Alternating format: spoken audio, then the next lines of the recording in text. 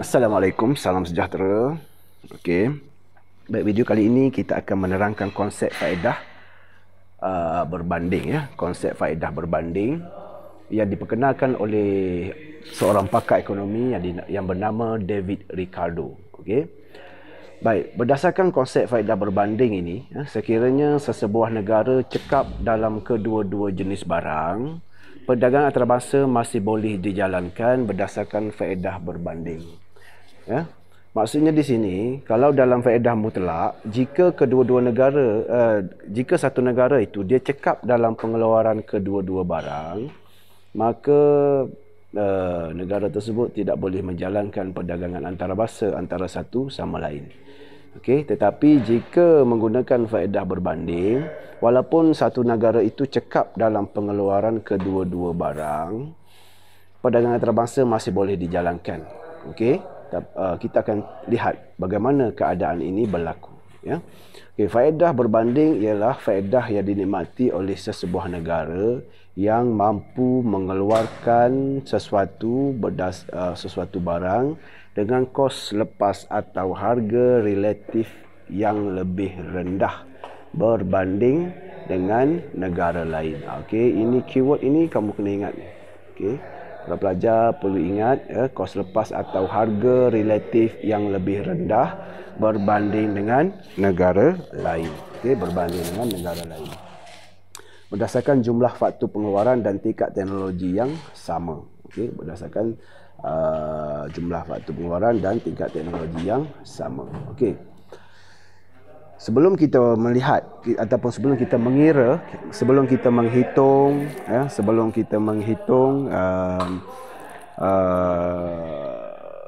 faedah berbanding ini, terdapat beberapa andaian yang perlu kita ingat. Okey, yang perlu kita ingat. Yang pertama, terdapat dua negara sahaja yang berdagang. Terdapat dua negara sahaja yang berdagang. Ini adalah andaian ya. Ini adalah andaian. Okey. Yang kedua, terdapat dua barang sahaja. Okey, terdapat dua barang sahaja. Yang ketiga, sebelum pengkhususan, 50% buruh digunakan bagi mengeluarkan sejenis barang dan 50% lagi digunakan untuk mengeluarkan barang lain.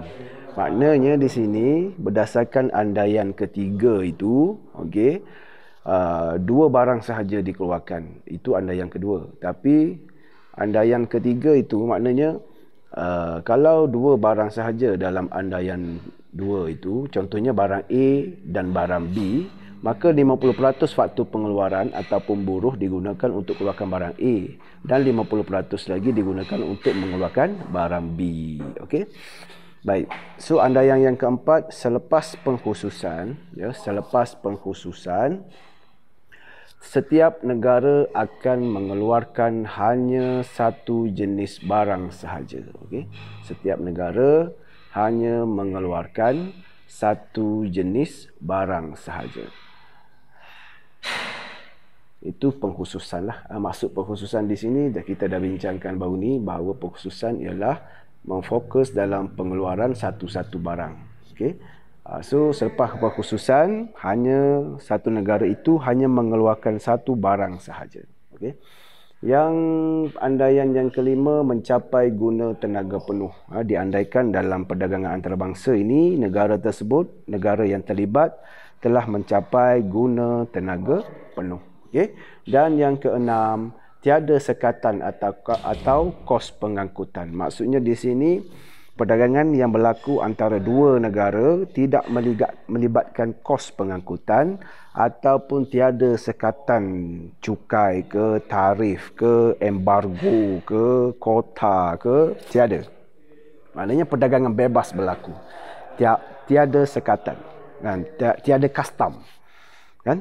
Itu andaian saja. Dalam dunia sebenar memang tak mungkinlah keadaan itu berlaku ya. Okey. So itu adalah andaian. Baik, ini adalah ilustrasi berjadual. Okey, ini adalah ilustrasi berjadual. So kena ingatlah andaian-andaian tadi ya. Yang pertama, menerangkan teori faedah berbanding ini menggunakan pendekatan jadual ya. ini adalah melibatkan dua negara, iaitu Malaysia dengan Jepun. Okey. Malaysia dengan Jepun. Jadi kita andaikan dalam andaian tadi hanya dua buah negara sahaja dalam dunia ni. Okey, dalam dunia ni ada dua buah negara saja, iaitu Malaysia dan Jepun sahaja. Okey. So kalau kita lihat di sini sebelum pengkhususan ini jadual ini adalah sebelum perdagangan, ini disebut di sini. Sebelum perdagangan maksudnya sebelum pengkhususan jugalah sebelum pengkhususan. Jadi Malaysia sebelum perdagangan antarabangsa dengan faktor pengeluaran yang ada, okey. Ingat faktor pengeluaran digunakan 50% untuk mengeluarkan komputer dan 50% lagi faktor pengeluaran digunakan untuk mengeluarkan kereta. Okey. So kita kena ingat di situ. Alright. So berdasarkan jadual ini, Malaysia dengan faktor pengeluaran yang ada dapat mengeluarkan 200 komputer dan 160 kereta. Okey, itu Malaysia. Tetapi Jepun dapat mengeluarkan 400 komputer dan 640 kereta. Jadi dari segi kuantitinya kita lihat macam ni. Dari segi kuantiti, komputer Jepun lebih cekap sebab dia dapat mengeluarkan lebih banyak. Dari segi kereta pula, dari segi pengeluaran kereta juga Jepun lebih cekap kerana Jepun dapat mengeluarkan lebih banyak. Okey, Jepun dapat mengeluarkan lebih banyak kuantiti kereta. Dan bila ditotalkan keluaran komputer antara Jepun dengan Malaysia dapat 600. Ini adalah keluaran dunia. So dalam dunia pada waktu itu ada 600 komputer dan ada 800 buah kereta. Sebab dalam andaian tadi hanya dua buah negara saja yang terlibat kan. Okey. Jadi itu adalah situasi sebelum perdagangan lah. Situasi sebelum perdagangan. Okey, so sekarang ini kalau menggunakan faedah mutlak, negara Jepun cekap dalam pengeluaran kedua-dua barang. Itu kalau menggunakan faedah mutlak. Kenapa Jepun cekap dalam pengeluaran kedua-dua barang, komputer dan kereta? Kerana dari segi komputer Jepun lebih banyak dapat keluarkan komputer, dari segi kereta pun Jepun lebih banyak dapat keluarkan kereta, kan? So Jepun dapat cekap lebih cekap dalam pengeluaran kedua-dua barang berbanding Malaysia. So kalau mengikut faedah mutlak, kedua-dua negara ini tidak boleh menjalankan perdagangan antarabangsa lah. Boleh tapi tidak menguntungkan. Tetapi dengan menggunakan menggunakan pendekatan faedah berbanding, dua negara ini boleh lagi menjalankan perdagangan antarabangsa dengan cara menghitung kos lepas bagi setiap negara. Okey. Baik, kita lihat seterusnya. Okey, seterusnya. Ini adalah penerangan jadual. Sebelum pengkhususan, diandaikan Malaysia dan Jepun akan mengagihkan faktor pengeluaran secara sama rata. Maksud sama rata tadi ialah 50% digunakan untuk mengeluarkan komputer, 50% faktor pengeluaran digunakan untuk mengeluarkan kereta. Itu maksud sama rata. Okey. Ini bermakna Malaysia akan mengeluarkan 500 unit komputer dan 160 unit kereta. Ini bermakna juga Jepun mengeluarkan 400 komputer dan 640 kereta. Jadi pengeluaran dunia untuk komputer 600 dan kereta ialah 800. Okey, itu adalah penerangan jadual penerangan jadual. Okey. Selepas pengkhususan, okey. Selepas pengkhususan, ternyata saya dah sebut tadi, ternyata Jepun mempunyai faedah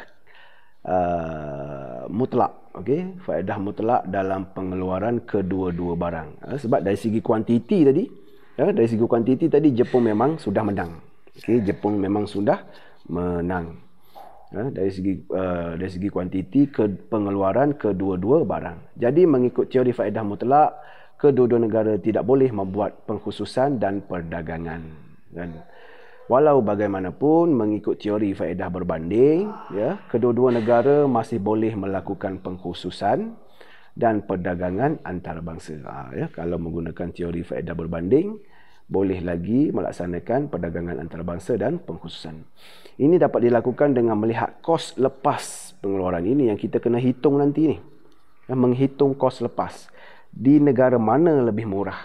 Okey. Dapat dihitung dengan melihat kos lepas pengeluaran suatu barang untuk kedua-dua negara, Malaysia dan Jepun. Okey. Malaysia dan Jepun. Alright. So seterusnya ini adalah jadual perhitungan kos lepas. Jadual penghitungan kos lepas lah.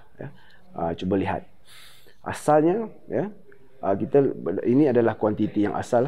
Kos lepas ini Malaysia. Kita lihat dalam konteks Malaysia dulu. Kita tengok dalam konteks Malaysia dulu. Ini Malaysia. Cuba kita lihat Malaysia. 160 kereta bahagi dengan 200 komputer.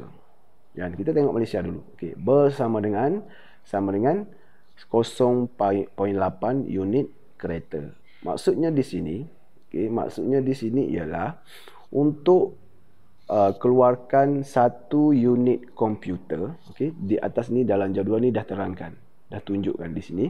Untuk mengeluarkan satu unit komputer, Malaysia perlu melepaskan. Saya ulang sekali lagi. Malaysia perlu melepaskan pengeluaran kereta sebanyak 0.8 unit. Okey, cara kira dia ini. Okey, itu cara kira dia. 160 kereta bahagi dengan 200 komputer. Okey. Manakala kalau dalam sebutan kereta, mesti bilangan kereta itu berada di bawah. Kalau kita nak sebut dalam sebutan komputer itu mesti berada di bawah. Okey. Jadi kalau mengikut kos lepas yang ini, untuk mengeluarkan satu unit kereta, Malaysia perlu melepaskan 1.25 unit komputer.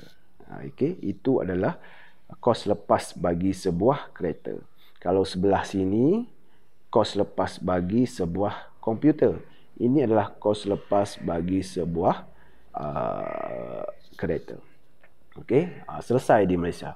Sekarang kita lihat di Jepun pula. Okey, sekarang kita lihat di Jepun. Ini di Jepun ya. Baik, di Jepun itu. Kalau kita lihat di Jepun, dengan menggunakan pengiraan yang sama, tetapi mengikut kuantiti yang dikeluarkan oleh Jepun lah. Okey, kalau kita nak kira dalam sebutan komputer, 640 bahagi dengan 400 komputer, kereta bahagi dengan komputer, kita dapat 1.6 unit kereta ini. Okey, 1.6 unit kereta. Bermaksud untuk mengeluarkan ataupun untuk menambah pengeluaran satu unit komputer, okey, Jepun perlu mengurangkan pengeluaran kereta sebanyak 1.6 unit kereta. Saya ulang sekali lagi ya. Maksudnya di sini, ialah bila kita dapat 1.6 unit kereta, bermaksud untuk tambah satu unit komputer, okey, di Jepun perlu mengurangkan pengeluaran kereta sebanyak 1.6 unit. So kita boleh sebut di sini bahawa, nyatakan di sini bahawa kalau di Jepun harga satu komputer sama dengan 1.6 kereta.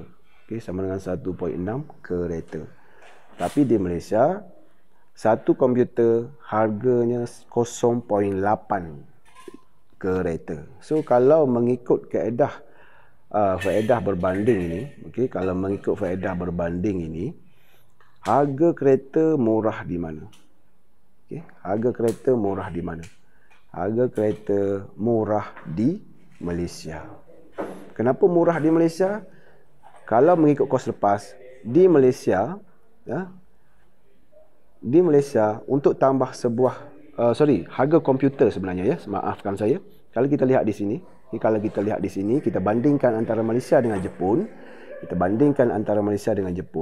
Harga satu komputer di Malaysia ialah 0.8 unit kereta. Kalau kita sebut harga komputer itu dalam sebutan kereta.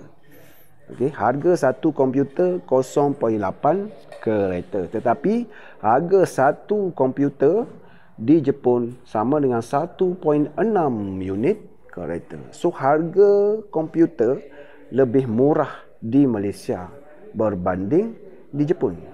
Ya? So di sinilah kita akan pilih negara mana mempunyai kos lepas yang lebih rendah.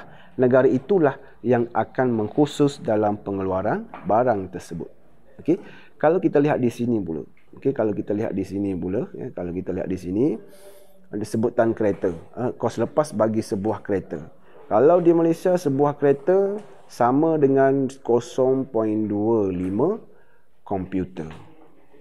Maknanya harga satu kereta di Malaysia sama dengan 1.25 komputer. Tetapi di Jepun, harga sebuah kereta sama dengan 0.6 unit komputer.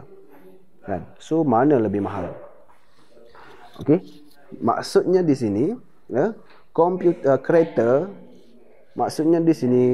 komputer lebih murah. Ya? Komputer lebih murah di Jepun berbanding di Malaysia. Kereta lebih murah di Jepun kerana untuk menambah satu unit kereta hanya perlu melepaskan 0.625 unit komputer sahaja di Jepun. Tetapi di Malaysia untuk tambah satu unit kereta, pengeluaran komputer perlu dikurangkan sebanyak 1.25 unit komputer. So kalau berdasarkan pengiraan ini, harga kereta lebih murah. Bukan hargalah, kita kira kos lepas dia. Kos lepas kereta lebih kecil di Jepun. Kos lepas kereta lebih kecil di Jepun berbanding di Malaysia. So berdasarkan pengiraan ini, Jepun akan mengkhusus dalam pengeluaran Jepun akan mengkhusus dalam pengeluaran apa? Jepun akan mengkhusus dalam pengeluaran kereta dan Malaysia akan mengkhusus dalam pengeluaran komputer. So buktinya di sini. Ini penerangan dia. Kos lepas untuk mengeluarkan satu unit komputer di Malaysia ialah 0.8 unit kereta. Manakala di Jepun kos lepas mengeluarkan satu unit komputer di Jepun ialah 1.6 unit kereta. 1.6 unit kereta. Maka kos lepas mengeluarkan komputer lebih rendah di Malaysia. Yang ni betul. Lebih murah di Malaysia berbanding di Jepun. So Malaysia akan menikmati faedah berbanding dalam pengeluaran komputer. Malaysia akan menikmati faedah berbanding dalam pengeluaran komputer.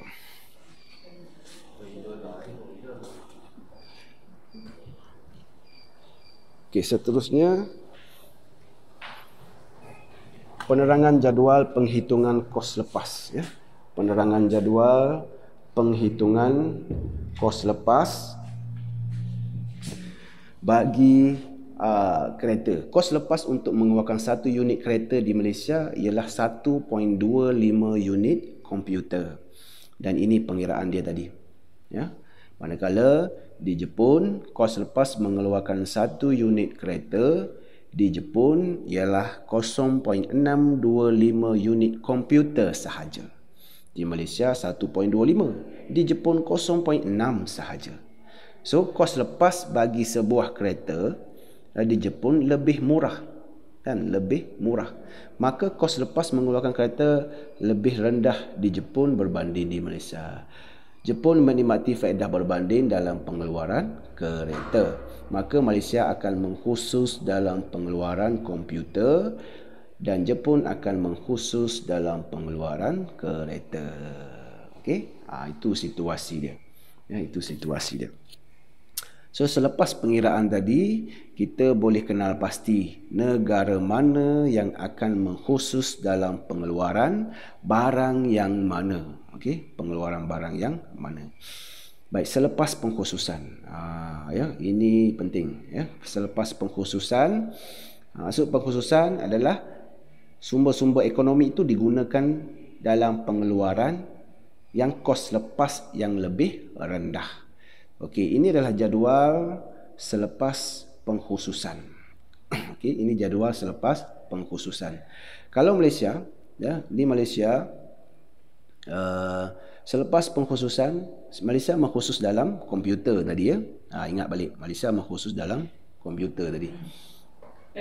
Okey. Okey, Malaysia mengkhusus dalam pengeluaran komputer. Jadi asalnya kita darab saja dengan 2. Sebab apa? Sebab tadi 50% sama dengan 50% kan, penggunaan sumber ekonomi. Maka bila berlaku pengkhususan, ya, sumber ekonomi yang dulunya digunakan untuk mengeluarkan kereta sudah tidak digunakan lagi untuk mengeluarkan kereta, akan dipindahkan untuk mengeluarkan komputer. So, bilangan komputer akan bertambah sebanyak 2 kali ganda. Okey, sebanyak 2 kali ganda menjadi 400. Dan tiada kereta dikeluarkan. Ya, tiada kereta dikeluarkan. Faham tak? Di Malaysia lah. Di Malaysia. So, tak ada kereta lah di Malaysia. Tiada kereta dikeluarkan di Malaysia. Manakala di Jepun pula, bila mereka mengkhusus dalam pengeluaran kereta, so jumlah kereta yang mereka dapat jual, dapat hasilkan ialah 1280. Okey, 1280. Kata kita lihat tadi sebelum pengkhususan, kan? Ini sebelum pengkhususan. So ini darab, bila pengkhususan, yang ini kita darab saja dengan 2. Okey, kita darab saja dengan 2.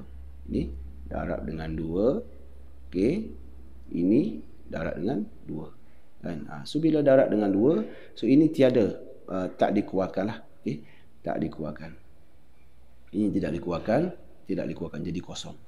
Sebab itu ini tadi sama dengan 400 dan ini darab dengan 2, dia akan sama dengan 1280. Okey, 1280. Ya. Itu maksud pengkhususan. Dia akan jadi double. Okey, sebab faktor yang sebelum ini digunakan untuk mengeluarkan kedua-dua barang sudah fokus kepada satu barang sahaja. Okey, sudah fokus kepada satu barang sahaja. So dia akan jadi macam ni lah. Okey, 1280 dan 800. Pada masa yang sama, selepas pengkhususan, tiada komputer dikeluarkan di Jepun. Kan? Tiada kereta dikeluarkan di Jepun. Manakala di Malaysia tiada komputer dikeluarkan di Jepun. Manakala di Malaysia pula tiada kereta dikeluarkan. Sebab apa? Semua faktor pengeluaran, buruh, tanah, modal usahawan semua telah fokus dalam pengeluaran komputer di Malaysia.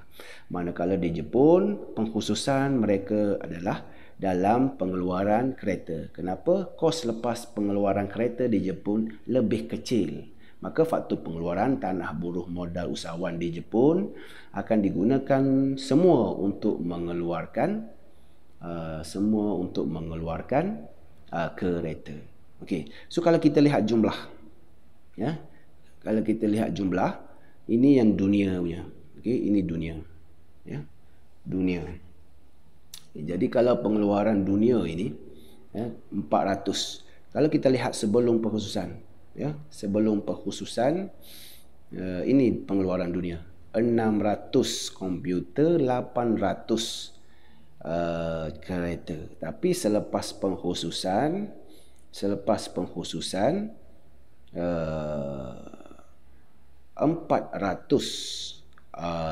komputer 1,280 kereta. So kita dapati pengeluaran kereta bertambah tetapi pengeluaran komputer berkurang. Kan? Untung atau tidak perdagangan antarabangsa? Belum lagi kita boleh tentukan. Untung juga, ya. Jawapannya untung. Tapi pengiraan bagaimana? Kita akan lihat selepas ini, ya. Kita akan lihat. Okey, ini adalah penerangan jadual. Okey. Jadual 3 tadi, ya. Malaysia yang mengkhusus dalam pengeluaran komputer dapat mengeluarkan 400 unit dan kosong kereta. Okay. 400 unit komputer dan tiada kereta dikeluarkan. Manakala Jepun yang mengkhusus dalam pengeluaran kereta dapat mengeluarkan 1280 kereta dan tiada komputer dikeluarkan. Ya. Kemungkinan perdagangan Malaysia dan Jepun bergantung kepada kadar pertukaran yang dipersetujui oleh kedua-dua negara. Okey. Kadar pertukaran ini mesti terletak antara harga relatif ataupun terletak antara kos lepas antara komputer dan kereta di Malaysia dan Jepun. Okey, so macam mana kadar pertukaran ini ditentukan? Okey. Ini kita lihat bagaimana kadar pertukaran ditentukan. Ya.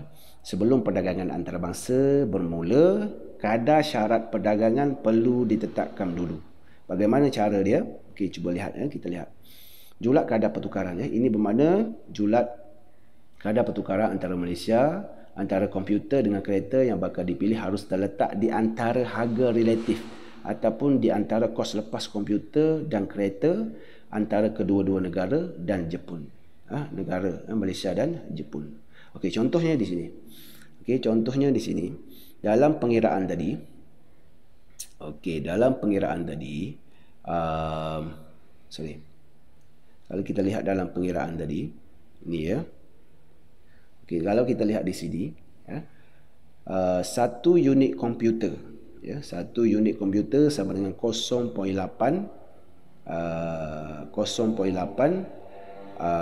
kereta dan 0 hingga 1.6 kereta. Jadi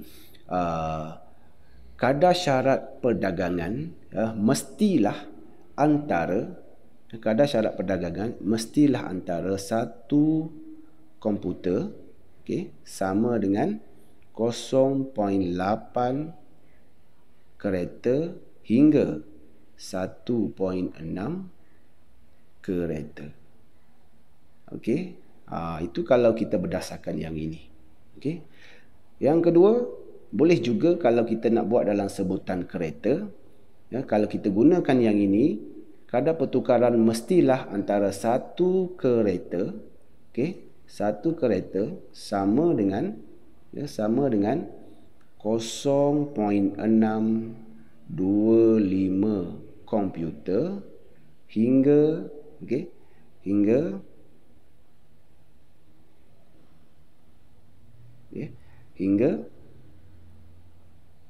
satu, hingga 1.25 komputer.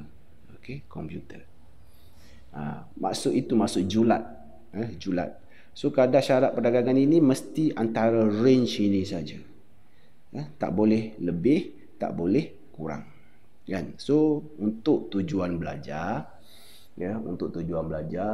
kamu mestilah ambil julat yang kamu mudah untuk kira. Okey? Yang kamu mudah untuk kira. Sebagai contoh, kalau kita lihat di sini, pengiraan yang ditunjukkan ini. Okey, kalau berdasarkan contoh di sini, okey, di sini 0.8 satu komputer hingga 1.6 kan. Kalau kita ambil contoh di sini, kita ambil contoh yang ini, kadar syarat perdagangan yang mudah untuk kamu kira ialah satu komputer, mestilah satu komputer, satu komputer, saya tulis PC lah senang ya. Satu PC, sama dengan kalau mengikut yang atas tu ya, ikut yang atas tu mestilah antara 0.8 kereta hingga satu, sekejap ya, tak nampak. Okey. Okey, mestilah hingga 1.6 kereta. So kamu boleh pilih kadar pertukaran yang mana. Tak boleh satu PC sama dengan 0.7 kereta, tak boleh lah. Mesti antara 0.8 kereta hingga 1.6 kereta. So untuk memudahkan pengiraan, kalau untuk memudahkan pengiraan, kamu boleh ambil terus satu PC sama dengan satu kereta. Ini kadar pertukaran yang dipersetujui. Sebab ini satu kereta ini berada dalam range ini kan, berada dalam julat ini. Betul tak? 0.8 hingga 1.6. So kita ambil satu PC, satu kereta. Senang untuk kita kira. Okey. Begitu juga kalau kita ambil contoh yang bawah. Nah, kalau kita ambil jurat yang bawah ni. Okey, kita ambil yang ini. Okey. 0.6. Satu kereta, so kalau kita nak ambil dalam sebutan kereta, satu kereta sama dengan mestilah antara 0.625 komputer hingga 1.25 komputer. Tak boleh lebih. Okey, tak boleh lebih. So senang juga, boleh juga ambil je yang satu kereta sama dengan satu PC kan, sebab 0.6 hingga 1.25 ini di tengah-tengah dia itu ada nilai 1. Kena ambil nilai yang tengah-tengah. So pilih nilai yang mudah untuk pengiraan. Okey, itu julat kadar pertukaran ini boleh dipilih sendiri ya. Sekiranya dalam exam kamu pilih julat ataupun kadar pertukaran yang mudah untuk kamu kira. Okey, yang mudah untuk kamu kira. Okey. Alright, itu adalah keadaan ya. Itu adalah keadaan selepas itu adalah keadaan selepas pengkhususan dan pengkhususan. Selepas pengkhususan dan kadar pertukaran kita telah tetapkan di situ. Okey, kadar pertukaran yang kita tetapkan di situ ya. So seterusnya selepas perdagangan antarabangsa. Okey, selepas perdagangan antarabangsa, nampak ni ini adalah kadar pertukaran yang dipilih. Okey, dalam perbincangan ini kadar pertukaran yang dipilih ialah satu komputer, satu kereta. Okey, satu komputer adalah satu kereta. Kenapa? Sebab yang pertama, kadar pertukaran ini berada dalam julat yang dibolehkan, dan yang kedua mudah untuk kita kira. Okey, mudah untuk kita kira. Mudah untuk kita kira. So berdasarkan penerangan dia, andaikan kadar pertukaran yang dipersetujui, andaikan. So dalam exam pun kamu boleh andaikan ya. Andaikan, tapi andaian kamu mestilah tidak menyusahkan kamu dan mengikut peraturan yang telah ditetapkan ya. Tidak boleh keluar daripada range yang ditetapkan. Tidak boleh keluar daripada range yang ditetapkan ya. Contoh ya, di sini satu komputer sama dengan satu kereta. Okey, dan Malaysia ingin mengimport, ini andaian yang boleh kita buat sendirilah. Malaysia ingin mengimport 180. Okey, Malaysia ingin mengimport 180 unit kereta dari Jepun. Kenapa Malaysia mengambil keputusan untuk mengimport 180 unit kereta dari Jepun ya? Itu kita boleh andaikan sendirilah, berapa pun boleh, 200 pun boleh. Okey, unit kereta dari Jepun. Atau Malaysia hanya memerlukan 220 unit komputer untuk kegunaan tempatan. Okey, ya. Ini andaian ya, bermula dengan perkataan andaian ya. Untuk memperoleh kereta itu, Malaysia perlu mengeksport 108 unit 180 unit komputer ke Jepun sebagai pertukaran dalam kegiatan ekspor dan import. Kenapa 180 juga? Sebab ini kadar pertukarannya. Ya. Kalau nak beli 180 kereta, mesti dibayar dengan 180 komputer juga.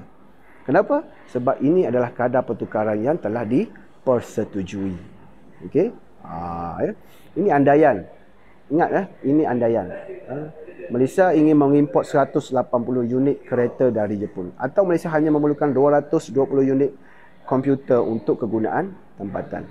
Baik, kenapa 220 unit?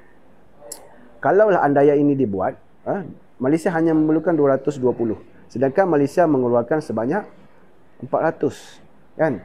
Tapi Malaysia hanya memerlukan 220. So selebihnya 180 akan diekspor ke Jepun lah. Okay, akan diekspor ke Jepun.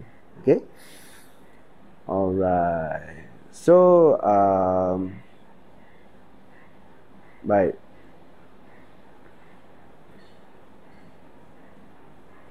So ini adalah jadual selepas perdagangan antarabangsa. Ya. Ini adalah jadual selepas perdagangan antarabangsa. Ya. Malaysia dan Jepun lah. Malaysia dan Jepun. Selepas perdagangan antarabangsa, ya, komputer yang tinggal di Malaysia hanya sebanyak 180 sahaja. 220 sahaja, dan 180 lagi diekspor, diekspor ke Jepun. Ya, diekspor ke Jepun, dan sebagai bayaran Jepun perlu membayar dengan kadar pertukaran yang dipersetujui tadi sebanyak 180 kereta kepada Malaysia. So kereta yang tinggal di Jepun sebanyak 1,100, dan kereta yang dinikmati oleh masyarakat Malaysia ialah 180 unit. Okey, dan total seperti yang selepas pengkhususan tadi, iaitu sebanyak 400 keluaran dunia, 400 unit komputer, dan keluaran dunia 12880 kereta. Okey, alright. Ini adalah penerangan jadual lah, yang lebih detail selepas perdagangan antarabangsa. Selepas perdagangan antarabangsa, Malaysia menikmati 220 unit komputer dan 180 unit kereta. Manakala Jepun menikmati hanya 180 unit komputer dan 1,100 unit kereta. Okey. So kalau dibandingkan dengan pengeluaran,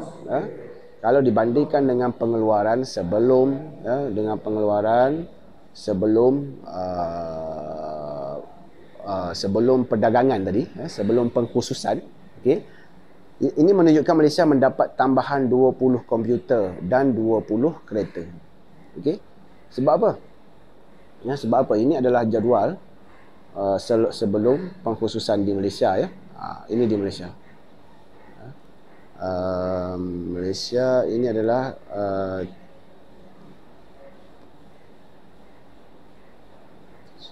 okey. Malaysia menunjukkan Malaysia mendapat tambahan 20 unit komputer, 20 unit komputer. Ini, ya. Ni kalau kita lihat di sini. Ni situasi dia. Sebab selepas perdagangan antarabangsa, okey, selepas perdagangan antarabangsa, sekarang Malaysia menggunakan 220 unit komputer. Bertambah sebanyak 20, kan? Okey. Manakala kereta pula sebanyak 180. Dan itu selepas perdagangan antarabangsa. Kan? So Malaysia mendapat faedah lah. Sebelum perdagangan antarabangsa, sebelum perdagangan, ya, Malaysia hanya dapat menikmati 200 buah komputer saja dan 160 kereta sahaja. Tapi selepas perdagangan antarabangsa, Malaysia dapat menikmati 220 komputer dan 180 kereta. Okey. Okey. Baik. Ini adalah penerangan, ya, penerangan jadual selepas perdagangan antarabangsa lah, secara lebih detail. Okey. Ini penerangan yang tadi lah. Okey, ini penerangan yang tadi. Selepas perdagangan antarabangsa, Malaysia menikmati 200 unit komputer dan 180 unit kereta. Manakala Jepun menikmati hanya 180 unit komputer dan 1100 unit kereta. Kenapa perkataan hanya di sini? Okey, kenapa hanya di sini? Sebab apa? Sebab penggunaan kereta di Jepun, komputer di Jepun telah menurun. Dan telah menurun. Sebelum perdagangan antarabangsa, sebelum perdagangan antarabangsa, Jepun menikmati komputer sebanyak 400. Kan? Sebanyak 400. Tetapi selepas perdagangan antarabangsa, hanya 180 sahaja komputer yang dinikmati oleh Jepun. So berlaku pengurangan di situ. So adakah Jepun mendapat faedah daripada perdagangan antarabangsa? Ya, masih lagi dapat faedah dalam perdagangan antarabangsa. Kalau dihitung dalam sebutan kereta. Okey, macam mana tu? Kita lihat seterusnya. Okey. Ini menunjukkan Malaysia mendapat tambahan 20 unit komputer dan 20 unit kereta. Tadi saya dah terangkan. Manakala Jepun terpaksa kehilangan 220 komputer. Kehilangan. Ya. Kehilangan di sini. Ya. Kehilangan. Kehilangan 220 unit komputer. Iaitu 400 tolak 180. Dan mendapat tambahan, walaupun dia mengalami pengurangan dalam komputer sebanyak 220, tetapi Jepun menikmati tambahan kereta sebanyak 460. Ya? Menikmati tambahan kereta sebanyak 460. Itu 1100 tolak dengan 640. 640 ini sebelum perkhususan. Ya, sebelum perkhususan. Ya? So bandingkan dengan jadual sebelum perdagangan. Kita bandingkan dengan jadual ini, keadaan yang dibandingkan dengan jadual sebelum perdagangan. Kan? Jadi walaupun begitu, walaupun Jepun kehilangan sebanyak 220 unit komputer, 220 unit komputer, tetapi Jepun masih dikatakan memperoleh keuntungan. Jepun masih lagi dikatakan memperoleh keuntungan. Kenapa? Ini kerana dengan kehilangan 220 unit komputer itu, Jepun telah memperoleh tambahan kereta sebanyak 460. Okey? Sebanyak 460 ni unit kereta. Sedangkan sepatutnya Jepun hanya memperoleh tambahan 352 unit kereta sahaja, iaitu 220 komputer darab dengan 1.6 kereta. Ini dikira berdasarkan kos lepas yang dihitung di Jepun tadi. Kan? Ini menunjukkan Jepun telah memperoleh laba ataupun Jepun telah memperoleh keuntungan daripada perdagangan antarabangsa ataupun penjimatan sebanyak 108 unit kereta. Kan? 108 unit kereta. Jadi kalau mengikut kadar pertukaran yang dipersetujui, iaitu satu kereta satu komputer, Jepun tidak mengalami kerugian sebanyak 220 komputer sebenarnya. Kerana keuntungan kereta sebanyak 460 sama banyak dengan 460 komputer. Berdasarkan kadar pertukaran yang telah dipersetujui tadi. Kan? Ini baru berarti keuntungan bersih Jepun adalah dalam sebutan komputer, iaitu sebanyak 240 komputer. Cuma yang beza je, keuntungan yang Jepun terima adalah dalam sebutan komputer, bukan dalam sebutan keuntungan bersih Jepun dalam sebutan komputer ialah 240 komputer. Cuma Jepun keuntungan dia itu dia dapat dalam bentuk kereta, bukan dalam bentuk komputer. Okey. Ini adalah konsep yang kamu perlu faham ya. Konsep yang kamu perlu faham. Okey. Jadi di sini okey, kalau jadi di sini kita boleh lihat bahawa jadual sebelum perdagangan, selepas perkhususan dan selepas perdagangan antarabangsa, inilah dia. Okey, ini adalah jadual pengeluaran sebelum perdagangan antarabangsa, selepas perkhususan dan selepas perdagangan. Okey, selepas perdagangan. Ya. Malaysia Ini sebelum ya, yang sebelum tadi ya, 200 komputer kan. Malaysia hanya dapat sebelum perdagangan antarabangsa ya, sebelum perdagangan Malaysia 200 kan, komputer 160 kereta. Jepun pula 400 komputer, 640 kereta, dan keluaran dunia 600 sahaja, 800 sahaja kan. Selepas pengkhususan keluaran dunia, kita dapati dari segi pengeluaran komputer telah merosot menjadi 400, okay, menjadi 400, tetapi kereta meningkat menjadi 1280 daripada 800 kan. Ini asal dia pengeluaran kereta ialah 800 kan, tapi selepas pengkhususan jadi 1280 kan. Tetapi pengeluaran komputer telah merosot daripada 600 kepada 400 ya, tapi masih lagi menguntungkan perdagangan antarabangsa ini kerana penurunan komputer, okey, penurunan pengeluaran komputer masih dapat ditampung ataupun telah ditampung oleh pertambahan dalam pengeluaran kereta. Cuma keuntungan itu dalam sebutan kereta saja, bukan dalam sebutan komputer. Okey. Ya, ini adalah pengeluaran selepas perdagangan dengan kadar pertukaran yang telah dipersetujui, satu komputer, satu kereta. Okey, satu komputer, satu kereta. Jadi Malaysia dapat menikmati 120 komputer dengan 180 kereta. Jepun 180 komputer dengan 1100 kereta. Kan? Sudah hitung tadi bahawa kedua-dua negara mendapat faedah dalam pengeluaran, mendapat faedah dalam perdagangan, antarabangsa. Okey, dan ini menunjukkan menggunakan kaedah jadual.